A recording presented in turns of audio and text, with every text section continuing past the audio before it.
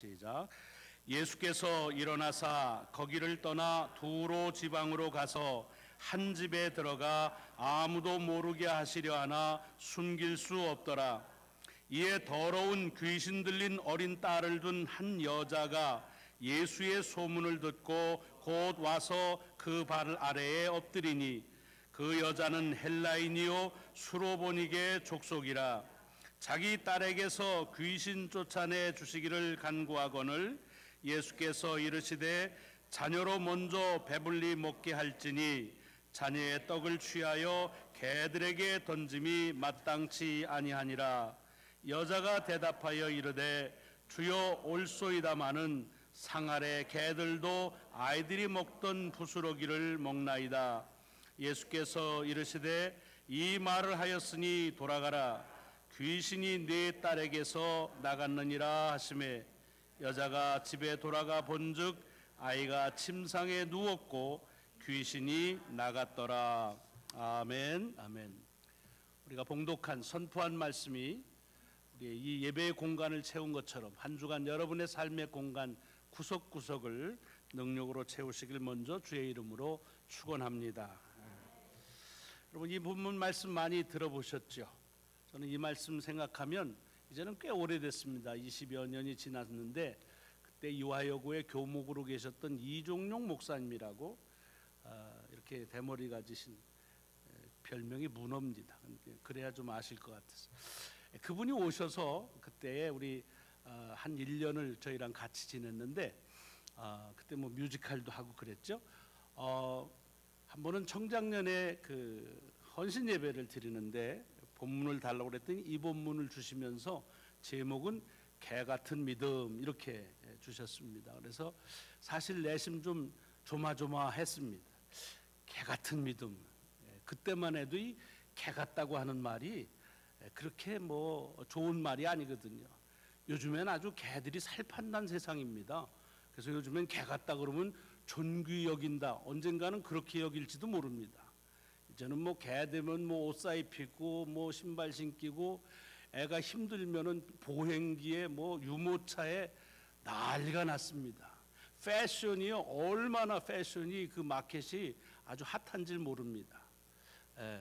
저 개인적으로는 별로입니다. 그러나 사랑하시는 분들을 뭐라고 얘기할 필요는 없습니다. 다 취향이 다르니까. 근데 개 같은 믿음 그러면 어쩐지 그것이 좀 하찮은 믿음이다 이렇게 아직도 생각하는 건 혹시 저만의 얘기인지는 모르겠습니다. 자, 그래서 오늘 이 말씀을 이렇게 읽으면 제일 강하게 여러분 우리 속에 나오는 인상이 예수님이 왜 이런 얘기를 하셨을까?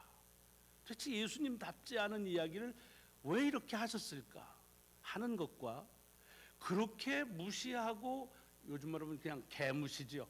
무시하는 얘기를 들었는데 어떻게 이 여인은 이런 지혜로운 대답을 했을까에 우리의 온 초점이 맞춰집니다. 그래서 그 속에서 주어지는 하나님의 여러 말씀들, 가르침, 교훈들을 이제 찾곤 하지요. 여러분, 왜 주님이 이런 말씀 하셨을까요? 완전히 주님도 유죄인이고 남자라고 그러니까 왕무시하는 걸까요? 뭐 그럴 수도 있겠죠. 그러나 복음서에 나타난 주님은 누구를 그렇게 뭐 왕무시하는 그런 분이 아니시잖아요. 오히려 자기 자신을 교만한 사람들에 대해서는 이렇게 그 교만을 낮추도록 권고하시지만 자기 스스로가 낫다고 생각하는 사람들을 또 어찌 그리 사냐 그렇게도 말씀하지 않으신 분이십니다. 또 어떤 분은 이런 얘기하죠. 이게 시험했다. 글쎄요, 주님이 신분 가지고 누구를 그렇게 시험하고 그런 것은 없습니다. 누구를 그렇게 막 시험해서 요 시험 붙으면 합격하면 그러면은 복을 주고 합격 못하면은 땡 너는 안 돼 이러는 분이 아니시거든요. 그래서 사실은 여러 가지 그 말씀 속에서의 의구심이 남긴 남습니다. 그에 비해서 이 여인의 대답은 참 지혜롭다고 말씀드렸습니다. 개 같다 그러니까 맞습니다. 그러나 개도 어린아이의 자녀들의 상에서 떨어지는 부스러기를 먹습니다 라고 하면서 자기의 딸을 고친 엄마 뭐 여러 얘기들이 있죠. 모든 수모를 감당하면서 오로지 딸의 그 치유를 위해서 있던 그 어머니의 그런 정성, 뭐 이것이 속에 담겨져 있다고도 말하고, 또 아주 어리석은 그런 질문이지만 그런 지혜로운 대답을 해서 예수 그리스도의 기적을 낳게 했다라고도 합니다. 그것도 사실입니다. 그러나 주의해야 될 것은 예수 그리스도를 통한 하나님의 기적은 우리가 어떻게 고백하느냐에 따라서 좌지우지 되는 건 아닙니다. 우리의 기독교 신앙은 지성을 들여서 감천하는 신앙이 아닙니다. 사실은 그렇게 말하면 우리는 하나님의 기적이나 은혜는 기대할 수가 없습니다. 그렇지 않겠어요? 요렇게 그냥 신통망통한 그런 지혜로운 대답을 할 때만 기적을 하신다면 여러분 이런 얘기를 할 수가 없거든요. 어떠세요? 그런 얘기를 누가 얘기를 했다고 합시다. 그러면 옳습니다 목사님 그러겠어요? 아이고 아주 이젠 하다 별소리를 다 하는만 이제는 아주 그냥 끝장 보자는 거구나, 아마 그러지 않겠습니까? 정 참으면 가만히 있겠죠. 그러면 다시 안 나타나겠죠. 사람으로부터 이렇게 인격적으로 못 오가는, 이게 보통의 생각입니다. 그러니까 대답은 참 귀해요. 그러나 귀한 대답 때문에 주께서 기적을 베푸셨다면 글쎄요, 여러분은 어떤지 모르지만 제게 있어서는 앞으로 주님의 기적은 내게 일어나지 못할지도 몰라요. 왜? 나는 그런 귀한 기적을 할 자신도 없고 그럴 능력도 없기 때문에 그렇습니다. 그런데 그렇다고 한다면 마가는 이 말씀을 도대체 무엇을 우리에게 주시려고 이 말씀을 이렇게 기록하고 있는가 하는 것을 묻지 않을 수가 없습니다. 오늘 이 본문이 기록되어져 있는 이 7장은요, 여러분 7장을 1절부터 쭉 보시면 주제가, 화두가 하나입니다. 그것이 뭐냐면 정결함입니다. 정결함. 참 귀한 겁니다. 여러분 하나님의 예배자로서의 우리 속에 이 마음의 정결함은 물론이러지만 외적인 정결함도 필요합니다. 마구 뭐 이렇게 할 수 없습니다. 하나님을 예배하는 것도 어느 곳이든지 예배를 받으시지만 그러나 그 예배의 처소가 정결해야 됩니다. 그래서 성전이라 성도라 성일이라 이렇게 부르는 겁니다. 그것은 정결하다 그런 뜻입니다. 그러니까 우리가 신앙생활에서 이 정결하다고 하는 건 놓칠 수 없는 매우 중요한 화두요 주제이면 틀림이 없습니다. 그래서 7장을 어떻게 시작합니까?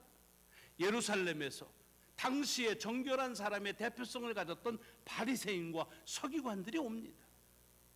그리고 그들은 장로들의 전통, 다시 말하면 어떻게 하면 하나님의 백성으로 정결하게 살아갈 수 있을까 하는 것을 늘 숙고하고 가르침을 오랫동안 이어온 거기에 철저하게 해서 자기 스스로 정결하게 산다는 사람들입니다. 그랬더니 그들이 뭘 봅니까? 주님의 제자들이 도대체 손을 씻지 않고 음식을 먹습니다. 말도 안 되는 부정한 것이라고 정죄하기 시작하죠. 이게 이 7장의 시작입니다. 정결함이 화두입니다. 어떻게 하나님을 믿는 사람이 정결하지 않고 부정할 수 있느냐, 어떻게 그렇게 더러울 수 있느냐 하는 것입니다. 이런 바리새인들의 지적이 결코 틀린 것은 아닙니다. 근데 주님은 그 지적을 받고 뭐라고 말하십니까?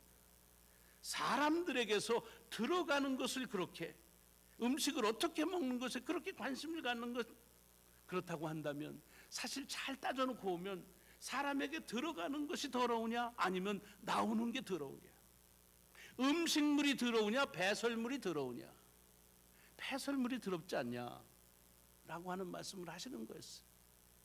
그러니까 그를 가지고서 나가는 게 뭐냐면 이제 너희들 속에서 정말로 더럽다고 하는 것, 부정하다고 하는 것은 너희의 마음 속에서 나오는 그 생각들, 그것이 더러운 것이다.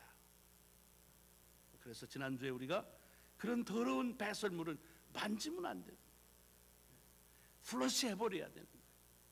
자꾸 그걸 해보겠다고, 내가 악행을 좀 뭐 했다고, 내 사특한 마음을 어떻게 해보겠다고 그래가지고서 그것 주물렀다가 큰일 납니다. 큰일 납니다. 자, 그래서 7장은 시작부터 정결함으로 시작합니다.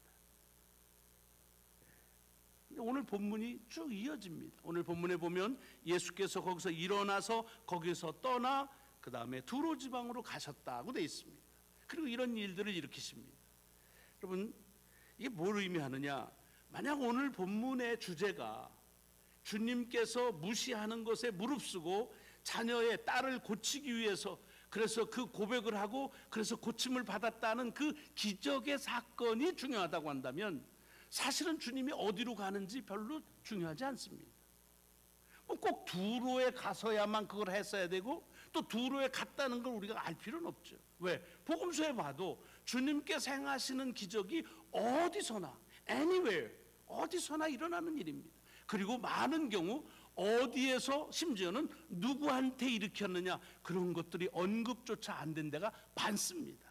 수많은 사람들이 죽게 나오고 주께서 저들의 병을 고치셨다 이런 게 많습니다. 근데 가끔씩 보면 이렇게 어디로 갔다라고 하는 걸 구체적으로 명시한 곳이 있습니다. 왜 그럴까요?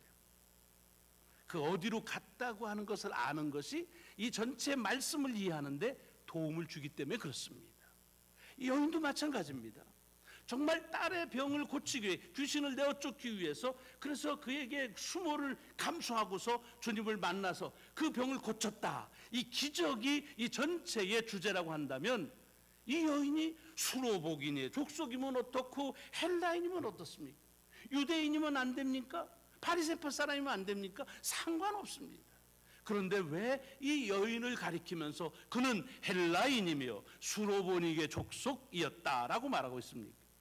그거를 알면 그러면 이 전체 본문의 말씀을 이해하는데 도움을 된다고 하는 이 복음서의 저자인 마가의 배려지요, 의도이지요. 자, 오늘 본문에 보면 두로 지방, 성경 조금 아시는 분들은 이 두로와 시돈 지방이 어떤 곳인지 압니다. 지중해의 이스라엘의 저 서쪽 끄트머리에 이 해안 지역입니다. 다시 얘기하자면 이스라엘의 활동역이요, 그 이스라엘 국가의 영역 밖에 있는 이방 지역입니다. 이방 지역. 그 이방 지역으로 갔다 그런 얘기입니다. 거기다가 이 여인이 헬라인이라고 말합니다. 히랍 사람이라는 겁니다. 히랍 사람이라는 말은 유대인의 입장에선 이방인이다 그런 얘기입니다. 수로보닉의 족속 마찬가지입니다. 다 뭘 뜻하고 있느냐? 이 사람은 이방 지역에 있는 이방 사람을 만나러 갔다는 겁니다. 거기다가 이 사람은 남자가 아니고 여자입니다. 여자들은 지금은 달라졌어요. 여성들이 훨씬 더 귀하게 여김을 받는 시대이긴 하지만 당시만 하더라도 여성은 모든 부정한 것들의 요인이었습니다. 거기다가 이 사람은 더 참혹한 것은 딸이 더러운 귀신에 들렸습니다. 그러니까 무슨 얘기냐? 아주 총체적으로 부정하다 그런 얘기입니다. 부정한 이방 지역에 살지요. 출신이 부정한 그런 이방 사람이지요. 수로보닉의 족속, 이건 뭐 이방인의 이방인이지요. 거기다가 여자지요. 더러운 귀신 들린 딸을 가정에 데리고 있지요. 총체적인 부정한 사람이라 그런 뜻입니다. 여러분, 이 말씀이 오늘 본문 앞에 있는 말씀하고 같이 이어진다는 것을 생각하라 그랬습니다. 아까 본문 처음에 나오는 예루살렘에서 온 바리새인과 서기관들, 장로의 전통을 철저하게 지켜서 모든 것을 정결하게 한 사람이라는 것과 지금 여기에 등장하는 주님이 만나는 또 다른 부류의 사람, 아주 완전히 대조되는 사람 아닙니까?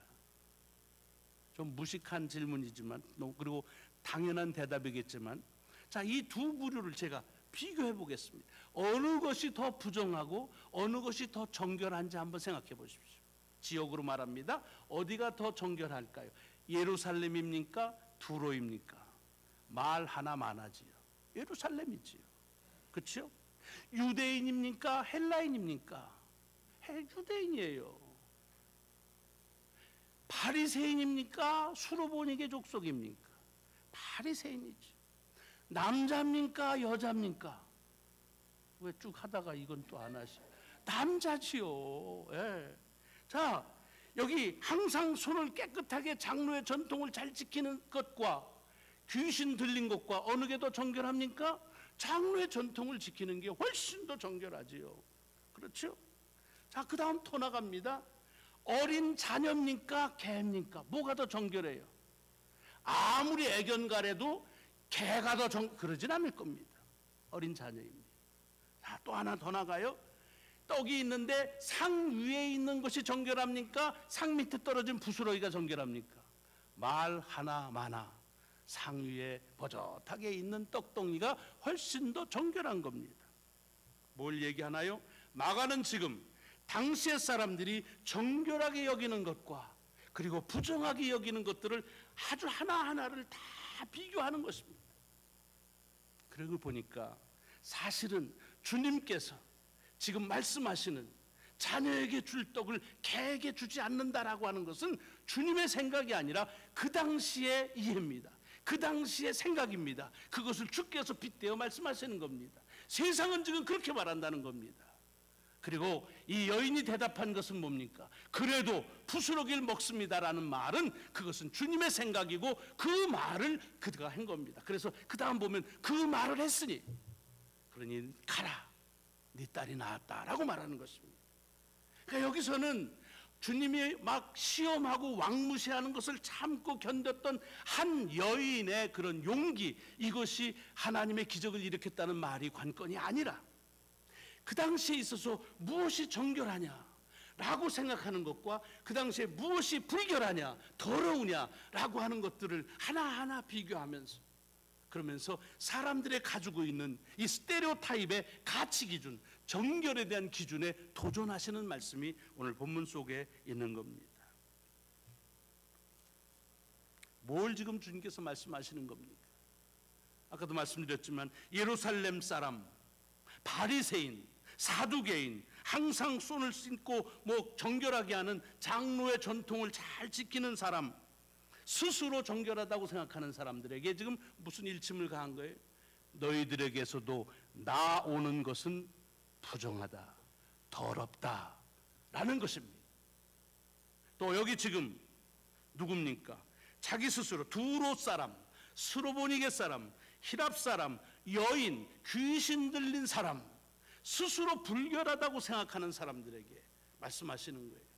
너희가 불결하다고 생각해도 너희에게 들어가는 것이 너희를 정결케 할 수 있다라고 하는 말씀입니다. 이것이 오늘 주님께서 이 말씀 속에서 우리에게 주는 말씀입니다. 여러분, 아까도 말씀드렸지만 이 떡을 먹는 데에도 어떻게 먹느냐 하는 것이 더 정결하고 부정하냐, 손 씻고 안 씻고 이것도 있지만, 아까 했지만 상에다 버젓하게 놓은 것과 그 다음에 상 밑에 떨어진 부스러기와 어느 것이 더 정결하다고요? 상 위에 있는 것입니다. 그러나 엄연하게 사실 따져보면 떡이 상 위에 있다가 떨어지면 돌이 되진 않습니다. 그냥 떡이에요. 그렇죠? 아닌가요? 떡이에요. 어떨 땐 부스러기가 더 맛있을 때도 있어요. 이 말씀 잘 보시자는 거예요. 에? 오늘 본문에 보면은 자녀를 먼저 먹인다 그랬습니다. 예. 먼저 먹이는 건 귀하게 여기는 거죠. 그러면 먼저 먹인다는 것은 나중에 먹인다는 겁니다. 먼저 먹는 것이 나중 먹는 것보다 훨씬 나을 수 있습니다. 그러나 먼저 먹든 나중에 먹든 중요한 건 먹으면 되는 거예요. 그렇죠? 여기 자녀와 어린 자녀와 개에 대한 것도 마찬가지입니다. 이건 아주 상당히 극대한 그런 비유지만 사실은 둘의 공통점이 있습니다. 어린 자녀도 제 스스로 떡해 먹지 못합니다. 누가 줘야 받아 먹습니다. 개도 마찬가지입니다. 포인트는 뭐예요? 지금 사람들은 떡이 어디 있느냐, 어떤 모양을 가졌느냐 하는 것으로 부정하다, 정결하다는 걸 판단하는 거예요. 이 떡이 뭘 의미합니까? 하나님의 말씀을 의미합니다. 그러니까 하나님의 말씀을, 이게 거룩하니까 아주 거룩하게 그렇게 드려야 된다. 맞아요. 여러분, 예배 하나님 앞에 거룩히 드리는 것이 맞습니다. 그러나 그렇지 못하다고 해서 저 찌질이도 하찮은 곳에서 예배 드리는 것이 그럼 부정한 것이냐? 그렇지 않다는 거예요. 예배는 드리는 것이 중요하다는 겁니다. 온통이의 떡덩이든 떡 부스러기든 떡인 건 마찬가지입니다. 먼저 먹든 나중에 먹든 먹으면 되는 거예요. 어린 자녀가 먹든 개가 먹든 먹으면 되는 거예요. 그런데 사람들은 어떻게 지금 부정하다 그리고 정결하다는 것을 갖느냐? 땅 위에 상 위에 있냐? 상 밑에 떨어졌냐? 누가 먼저 먹냐? 누가 나중 먹냐? 하는 것들을 가지고 마치 이렇게 먼저 하고 그리고 상 위에 있는 것은 정결한 것처럼 생각하는데, 만약에 상 위에 떡이 있더라도 먹지 않으면 끝나는 겁니다. 아무리 먼저 기회가 주어져도 그것을 먹지 않으면 소용이 없는 것입니다. 뭘 얘기하십니까? 자신이 정결하다고 여기고 그리고 다른 사람들을 부정하게 여기든 그것보다는 오히려 자기를 부정하게 여기지만 그러나 자기를 정결하게 해달라고 하는 그와 같은 모습이 주께서 바라시는 모습이라는 것입니다. 자기는 깨끗하다고 생각하고 다른 사람들이 더럽다고 지칭하는 그런 사람보다는 자기는 더럽다고 생각하고 자기를 깨끗하게 해달라고 하는 이가 훨씬 더 하나님 앞에서 더 나은 자다, 그런 얘기입니다. 이 말씀은 누가복음 18장에도 다른 비유로 있습니다. 누가복음 18장을 보면 바리새인과 세리의 기도하는 비유의 모습이 있습니다. 둘이 성전에 올라갔습니다. 그리고 기도합니다. 바리새인이 어떻게 합니까? 서서 쫙 하고서 따로 기도합니다. 하나님이시여, 나는 다른 사람들 곧 토색, 불의, 간음하는 자들과 같지 아니하고 이 세리하고도 같지가 않습니다. 그러니 얼마나 감사한지요. 나는 일해에 2번씩 금식하고 또 소득의 11조를 드리나이다. I am pure. 나는 정결한 자입니다 라고 고백하는 거예요. 그런데 그 옆에 섰던 세리는 뭐라고 하냐? 멀리 서서 감히 눈을 들어 하늘을 보지를 못하면서 가슴을 치며 기도합니다. 하나님이여, 불쌍히 여기소서, 나는 죄인으로서이다. 이건 비유였습니다. 이런 비유를 주께서 말씀하시면서 얘기합니다. 내가 이르노니 이에 저 바리새인이 아니고 이 세리가 의롭다 하심을 받고 그의 집으로 내려갔느니라. 오해하시면 안 돼요. 하나님 앞에서 10의 1조를 드리는 일이나 금식하는 일들이 나쁘다는 것이 아닙니다. 그런 일들로 인해서 스스로 정결하다고 생각하며 다른 사람을 정죄하는 것, 그것보다는 내 스스로 얼마나 불쌍한지 여기면서 내게 주의 도우심을 간구하는 것이, 그것이 신앙의 모습이라는 얘기입니다. 중요한 것은 내가 지금 정결하냐 부정하냐가 아닌 겁니다. 무엇이 우리를 정결하게 하느냐, 정결의 능력이 무엇이냐 하는 것을 아는 것이라는 겁니다. 주님의 말씀이 정결케 하는 능력이라는 거지요. 그래서 7장 29절에 아까도 말씀드렸지만 그 여인에게 이 말을 하였으니 돌아가라, 귀신이 내 딸에게서 나갔느니라. 말씀의 능력을 말씀하고 있습니다. 여러분, 그 말씀, 그 떡을 상 위에서 먹으면 좋습니다. 폼납니다. 그러나 상 밑에 떨어진 걸 먹어도 먹으면 됩니다. 그 말씀을 어린 자녀로 먹으면 좋겠지요. 더 보듬어 주겠지요. 그러나 개로서라도 먹으면 됩니다. 그 말씀을 먼저 먹으면 더 좋겠죠. 그러나 나중에라도 먹으면 좋습니다. 중요한 것은 말씀을 먹는 것이지 어떻게 먹느냐가 중요한 것이 아니라는 얘기. 그런데 우리는 자꾸만 어떻게 먹느냐 하는 것 가지고 부정하다 그리고 정결하다고 하는 것들을 놓지 않는다는 얘기입니다. 우리나라 초기 한국 기독교 선교에 보면 침례교회의 선교사님 가운데 이런 분이 계십니다. 일자무식입니다. 한국에 올 때에 지중해 어디에 있는 섬인 줄 알고 온 분입니다. 그리고 와서 복음을 전합니다. 많은 사람들이 그 사람이 뭐 도대체 신학교육도 잘 받질 못하고 그리고 준비도 안 되고 그렇게 온 사람입니다. 그래서 여러 가지 비판을 합니다. 그때 그분이 그런 얘기를 했습니다. 만약에 물을 마시고 싶은 갈증이 나는 사람이 있다고 한다면 그분에게 크리스탈 예쁜 잔에다가 맑은 물을 해서 대접하면 좋지요. 그러나 찌그러진 깡통이라도 물을 가지고 가서 대접하는 것이, 그것이 우리가 해야 될 일이 아니겠습니까? 하는 겁니다. 우리가 하나 신앙생활하면서 우리 스스로도 모르는 사이에 우리가 정결한 것 같으면서 우리가 얼마나 부정한지를 모를 때가 많습니다. 그리고 다른 사람을 정죄하기가 얼마나 쉬운지요. 어찌 보면 우리는 정결해지기를 원하는 사람이지 정결한 사람은 아닙니다. 우리는 건강해지기를 원하는 이들이지 완전히 건강한 사람은 아닙니다. 우리는 용서받은 죄인들이지 용서할 것이 없는 의인은 아니라는 것입니다. 그런 의미에서 오늘 우리 우리가 주님 앞에 고백해야 될 고백이 어떤 것인지, 우리가 품어야 될 생각이 무엇인지를 다시 자성케 하는 주의 말씀입니다. 상 위에 있어도 좋고 상 밑에 떨어져도 좋고, 먼저 먹어도 좋고 나중에 먹어도 좋고, 어린아이처럼 귀하게 먹어도 좋고 개처럼 먹어도 좋고, 말씀은 먹으면 내 속에서 그 말씀을 통한 정결의 능력이 나타난다고 하는 것입니다. 우리 주의 말씀을 통해서 또 한 주간이 정결한 마음, 정결한 생활을 이어가는 저와 여러분 될 수 있기를 주의 이름으로 축원합니다. 기도하시겠습니다.